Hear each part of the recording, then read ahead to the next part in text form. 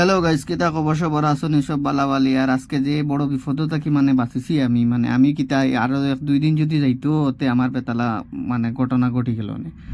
তো যাই হোক, তো সকাল সকাল আমি আজকে শুক্রবার, প্রথম আগে নমাজ পড়িলাই, নমাজ পড়িয়া এরপরে যাইমু তোমার অন্য কাজও। তে এর আগেও আমারে মালিকে ফোন করছে, ফোন করিয়া কই দিছে আমারে যে আজকে তুই ক্যারিজও যাইবে নি? বললা যাইমু। কইলাম তো কোন সময় যাইতাম? আমার কইছে কেলে যাইস কি তুই? 11টা 11:30 দিকে তো গিয়া তোর ভালো হইব, তা থাকবা হলে না। বললাম স্যার আজ শুক্রবার। বললো আচ্ছা, শুক্রবার হইলে তো কিতা করবে এখন? নমাজ পড়িয়া যাইবে না? হনো কেন নামাজ পড়বে? কইলাম না স্যার, হিনো কেন নামাজ পড়িয়া হইতো না। আমি আমার অন্য নমাজ পড়বো, নমাজ পড়িয়া আর বাদে যাইমু গাড়ি লইয়া। ওই আচ্ছা, নো প্রবলেম, তুই জ্বালা বছর যাইস, কিন্তু গাই যাবো লাগবো, আজকে মিস করিস না। বললাম আচ্ছা না, মিস করতাম না, নমাজ পড়িয়া আইয়াও যাইমু। আর হয়েছে আচ্ছাতে ঠিক আছে। পরে নমাজর লাগিয়া রওনা হয়ে গেলাম মসজিদও গিয়া জুমার নামাজ পড়ার পরে জুমার নামাজ শেষ আই গেছি বাড়ি। আমার তোরা লেট হয় মন করো, আমার উপরে উঠা লাগছে। আর নাইলে আমি অত উপরে উঠি না কোনোদিনও, বেশিরভাগ ফার্স্ট ফ্লোরও নামাজ পড়ি, আর নাইলে গ্রাউন্ড ফ্লোরও নামাজ পড়ি। আজকে মনে করো আমার যাইতে যাইতে 12:40 আশেপাশে হয়ে গেছে, তার লাগে আমার উপরে উঠা লাগছে। তার লাগে এর আগে মনে করো 12টা থেকে আরম্ভ হয়ে যায়, মানুষ আইয়া পুরা নিচ পুরা ফুল হয়ে যায়। তো যাই হোক, উপরে তাকিয়ে লামিয়া আই গেছি বিল্ডিংয়ের লাগিয়া, বারোই গেলাম মহন, বারোই আই গেছি রুমো আইয়া করলাম আমার যে নমাজের ড্রেস আসলো, ড্রেস খুলিয়া মনে করো হই এখন তো যাইতাম, অন্য যাইতাম তো আর খুলিয়া রাখি দিই। আর লঙ্গি ফিন্দিয়া তো আর তো দূরে যাইতামও পারতাম না। যাইতাম ফার্মও কোনো প্রবলেম নাই, এরপরে কিরকম লাগে সিটির মধ্যে, গ্রামও হইলে নো প্রবলেম। তো লঙ্গি খুলিয়া ফ্যান লাগাইয়া হই একটু মোশন করিলাই, কারণ নতুন দাড়ি রাখা শিখছি তো, বেশি দিন হয়েছে না, 1-1.5 মাস হয়েছে দাড়ি। একটু দাড়িরে যদি করে তাও না মারি কিলো হইব।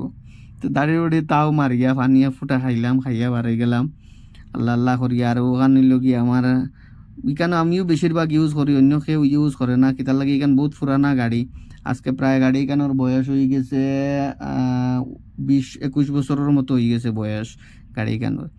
আর এখন বর্তমানে প্রবলেম করে রানিংয়ের মাঝে বিয়ারিংয়ের প্রবলেম করেন না, অন্য কিছু গেছে কিতার প্রবলেম করে খাল্লাই জানোই। কারণ গড় চাক্কা থাকি সাউন্ড বার হয়, ওরকম বেতলা সাউন্ড টায়ার বোঝা যায় ও কোন চাক্কা খুলিয়ে দেব কি, কোন চাক্কা খুলিয়ে দেব কি, ওরকম অবস্থা। এগুলো সাউন্ড ডর করে। গাড়ি যদি তুমি স্পিডে চালানি লাগো তো ওরকম ফিল লাগে যে উকুন যাইব কি চাক্কা খুলিয়া ওরকম ডর লাগে। তো যাই হোক, কষ্ট মষ্ট করিয়া লইয়া আই গেছি বেটার গ্যারেজও আওয়ার পরে বেটারে কই তার গ্যারেজের সামনে বেজান গাড়ি লাগাইলো না, তার গেটের সামনে খোলা আছে। তো গেটের সামনে গিয়ে আমাইয়া দেখি সামনে বেটা বুয়াত, গ্যারেজের মালিক আর কি। তো গ্যারেজের মালিকরে পরে গিয়া কইলাম তার রোগ কিতা বাদে হে দিছে মেস্তরি গো ফাটাইয়া মেস্তরি দেওয়ার বাদে মেস্তরি বালা করে চেক করলো কিতা প্রবলেম না প্রবলেম, হইতা কি আওয়াজ। আর কিতার লাগি বেটা কইলো পুরানা গাড়ি তো একটা না একটা কিছু না কিছু প্রবলেম থাকবো, কারণ ওটা গেলে কি হতা যাইব কি। আর 2 সপ্তাহ আগে বেটার কাছে আমি ব্রেক শু চেঞ্জ করাইয়া আনাইছি। কইলাম আঙ্কেল ও ব্রেক শু চেঞ্জ করিয়া আনার পর তা কিরকম আওয়াজ করে আর এরকম শব্দ করে? বাদে কইলো না রে বউ, পুরানা গাড়ি তোমার এখানে একটা পরে একটা প্রবলেম থাকবো। কইলাম থাকবো তো কথা ঠিক আছে, এরপরে ওটার পর থেকে এই প্রবলেম এটা আইছে আর পরে মেস্তর দুনু গিয়ে বালা করি আগে পিছে হুতিয়া নিচে উফরে হল বাদি দেখলা কইতে কিছু ভাঙছে নি, বিয়ারিঙ্গো প্রবলেম হয়েছে নি, হতা সপ্তাহ তারা চেক করছেন। তাব তাক আমি উবাইয়া ভিডিও বানাই। আর আখতা দেখলাম হামসফর ট্রেন এখন আমার পিছে পিছে বলে তো নইল রেলওয়ে স্টেশন। যে দেখে হামসফর এখান আমার কিরম লাগে বুঝা যার মনে হয় বাড়ি দিতাম গিয়ে আমি ওরকম মনের মধ্যে ফিল লাগে, খুশি ট্রেন দেখলে মনের মাঝে এমনিও খুশি লাগে। বাদে তারা অকলতা চেক করছেন, চেক করিয়া পরে দেখা গেল বেমার পরে 0। পরে কইলাম এক কাম করো, তুমি ইলা বুঝতাই না বারে থাকে কিচ্ছু, তুমি গাড়ি ওখান লইয়া যাও গিয়া চালাইয়া দেখো। আর নাইলে তুমি ইলা বেমার বুঝতাই না, বারে তাই তুমি কিতা বেমার ফাইবা। পরে মেস্তরে গিয়ে লইয়া বারে দিকে গেছে রানিংও গেছে।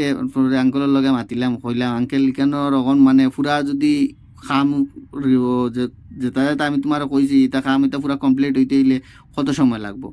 আমার কয় আজকে তো কোনো ধরনের খাম হইতো নাই, গাড়ি তুইয়া যাইতে লাগবো। কইলাম ও আল্লাহ মালিক। বাদে তাপ আই গেছে তার মিস্ত্রি এক রানিং মারিয়া ইয়ার হয় তোর মাঝে প্রবলেম, ও হুইলসের মধ্যে প্রবলেম, তে ওগুর নাট একটু ডিলা আছে, এগুলো টাইট করে দিয়া। বাদে দেখি আল্লাহ আমার সাইডটা নাট ডিলা।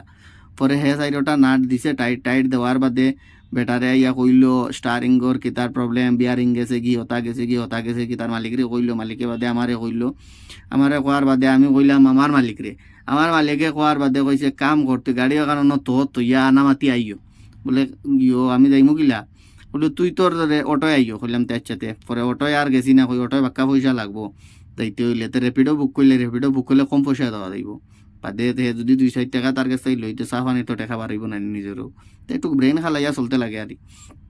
পরে র্যাপিডো বুক করছি, র্যাপিডো অন্তাকি দেখাইছে আমার বিল্ডিং পর্যন্ত 101 টাকা, আর এমনি অটো যদি যাইতে দেখাইব 300 টাকা।